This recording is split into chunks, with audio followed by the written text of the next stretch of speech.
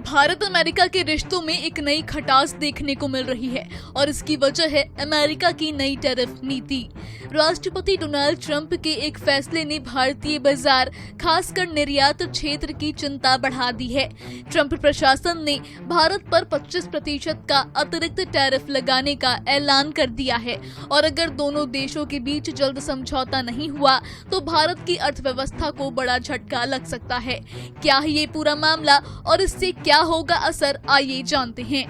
America के राष्ट्रपति Donald Trump ने आदेश जारी किया है कि 7 अगस्त से भारत से आने वाले उत्पादों पर 25% का अतिरिक्त टैरिफ लगेगा और ये इसलिए है क्योंकि भारत रूस से तेल खरीद रहा है। यानी पहले से लागू 25% शुल्क के साथ अब कुल टैरिफ 50% हो जाएगा।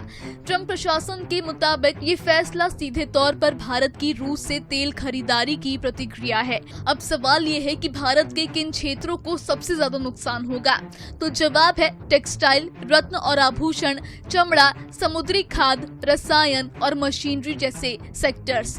यही वो सेक्टर्स हैं जिनका निर्यात अमेरिका में सबसे ज्यादा होता है। सबसे बड़ा असर कपड़ा उद्योग पर पड़ सकता है, जो अकेले 2.6 अरब डॉलर का कारोबार अमेरिका से करता है। सिर्फ इंडस्ट्री ही नहीं, भारतीय किसान पर भी असर होगा। बासमती चावल, मसाले, काजू और अरंडी का तेल जैसे चीजें अमेरिका को भारी मात्रा में भेजी जाती हैं और अब इनकी मांग घट सकती है।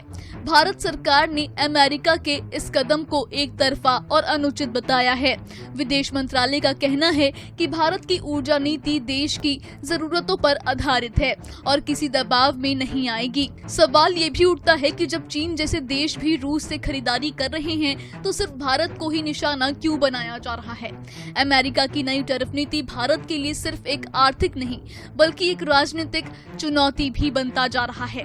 ट्रंप का ये दाव कहीं भारत को जल्दबाजी में व्यापार समझौते के लिए मजबूर करने की कोशिश तो नहीं। अब देखना ये होगा कि आने वाले दिनों में दोनों देशों के रिश्ते किस मोड़ पर जाते हैं और क्या इस विवाद का कोई हल निकलता है या नहीं।